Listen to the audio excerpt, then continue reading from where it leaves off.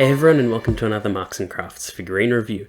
Today I'm going to be reviewing the Bishoujo Darkstalkers Lilith figure. Now, so far this is the third and perhaps final Darkstalkers figure we'll be getting from the Bishoujo line, which is a little bit sad, but the two before it, the Morrigan and the Felicia, were some of the best figures I've seen this year, and probably some of the best Bishoujos ever made. They were ridiculously good. And while Lilith isn't nearly my favourite character in Darkstalkers, she is pretty important to really complete this set, and basically it's just another excuse to look at the other figures. So, we might as well just get right into it. So we'll have a quick look around the box. You can see on the front there is the main viewing window, and it's designed like every other Bishoujo. It's pretty simple. There's the Capcom logo down there. There's the main art by Shinya Yamashita, and it looks fantastic. I don't think he's really ever done any bad work on these. And on the back, instead of a teaser of upcoming Darkstalkers, it has the previous two, which leads me to believe we aren't going to get any more, but if there's more support for the brand, I guess they might do more, who knows. A lot of the Bishoujos lately have sort of come in threes, so I'm not really sure where we'll go on that, but they did do tons of Street Fighter, Tekken, Marvel, DC and things like that, and the horror Bishoujo line was originally going to be like a one-off, and that ended up becoming a whole thing, same as the My Little Pony, so we'll see how this goes. And just like the others, there's a little bat window. In Felicia's case, it was the scars. On the top, another bat window, and on the bottom, just all the warnings and general information we need. So, let's open her up and have a closer look. Now here's Lilith out of the box, and like the Darkstalkers Bishoujos before it, she looks fantastic. The detail work, paint job, everything is just immaculate on these. And like I've been doing with reviews lately, we'll go through paint, sculpt, issues, and thoughts about the figure. If it's anything to go by for the previous ones, there won't really be any issues on this. So, let's take a closer look at the figure itself. Now, we'll go through the sculpt work first. Her face definitely carries that classic Shinya Yamashita style. Yes, a lot of the faces are samey, and the eye design is always the same as well, but it's a good design, and it just suits Capcom figures in particular, and Capcom style in particular, especially like the sort of late 90s Capcom aesthetic. So it fits Darkstalkers fantastically. You can see just how much effort was put into just like a very small sort of bob cut or pixie cut, and it just looks so good. The sculpt work on her hands is fantastic. The back detail is great, and Lilith being the sister to Morrigan, you can see that there are a lot of design similarities, but the body structure is completely different, which makes for a more interesting figure, and unique posing, which also has the outfit bend and fold in unique ways and gives you a different feel. So moving down just a bit more, the wings are fully flared out, well, not fully flared out, but mostly flared out, and they carry the same sort of style as the Bishoujo Morrigan, which is this amazing leathery texture, which is incredible. I'm not really sure how they managed to do that, but it looks amazing, and just really, really bright striking colors. The inside of the wings are also detailed and textured and gives a more leathery feel as well. The actual flesh of the wings looks glossy like leather, which is really crazy. I don't know how they do it. And moving further down, there's a nice matte finish on the stockings, as well as some little bat print details, much like the Morrigan. And even further down still, there are her high heel boots, and the same sort of base that Morrigan came with, which is a reference to Morrigan's stage in Darkstalkers. So the sculpt is pretty fantastic. The way the body just contours with this pose, it's just fantastic.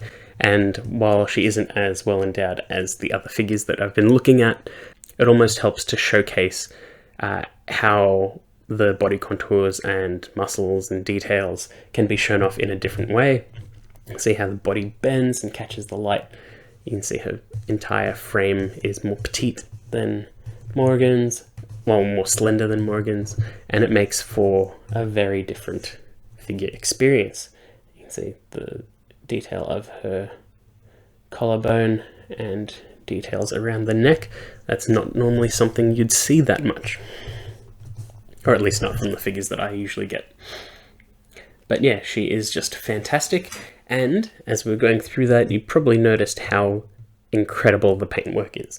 The shading on the hair is amazing. There's a gradient in it and it just looks beautiful. The multiple finishes of the bat wings and details, the high gloss red, the nice glossy white on like the sort of bonish bits, I don't know what you'd call those on the bat, the texturing on the wings, the beautiful matte finish, and I don't know what you call it, it's like a lavender paint on her sort of sleeves and pants. It's just really good.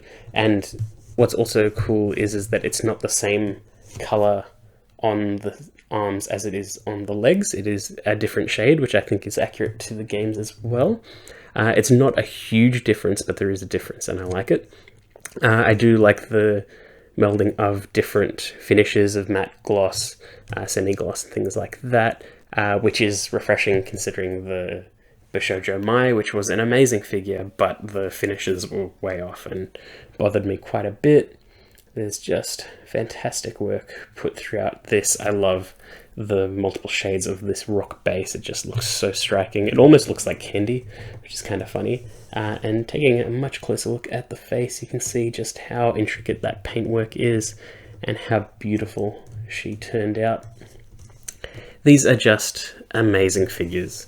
They've just pulled out all the stops for them, which is incredible. We really needed new Darkstalkers figures, and I'm so glad that Kotobukiya nailed literally every single one of them.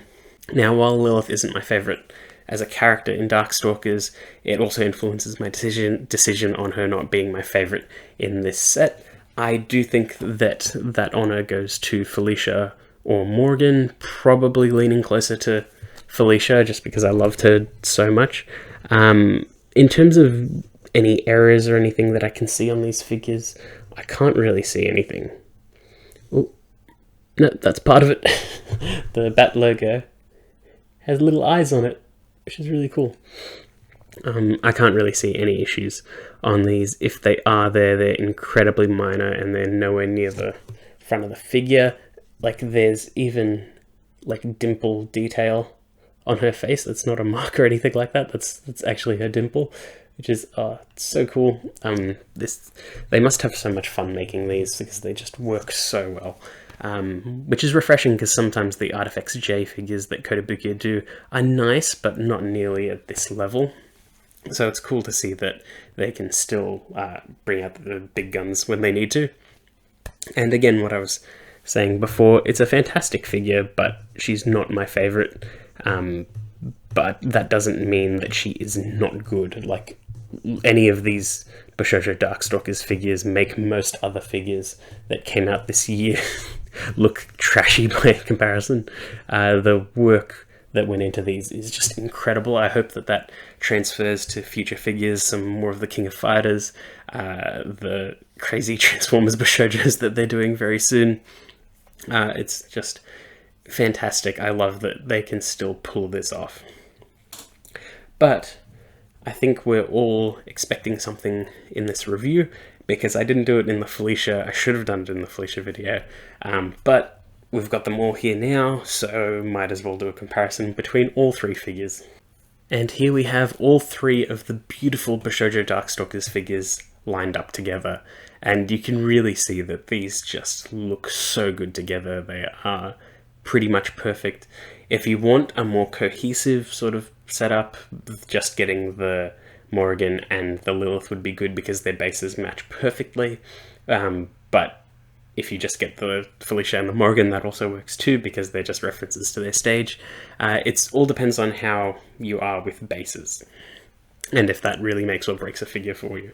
In this case, I think it's perfectly fine. I'm going to have the Morrigan and the Lilith right next to each other and Felicia on the side, and they just look amazing. There's just, I keep saying it, they're just fantastic. They're pretty much perfect. My Morgan has a few little tiny issues, and my Felicia also does have a couple issues that I didn't notice before. I've also put her support base on to hold her hair up. I don't know if it shows on camera, but she's got some very tiny discoloration on her butt.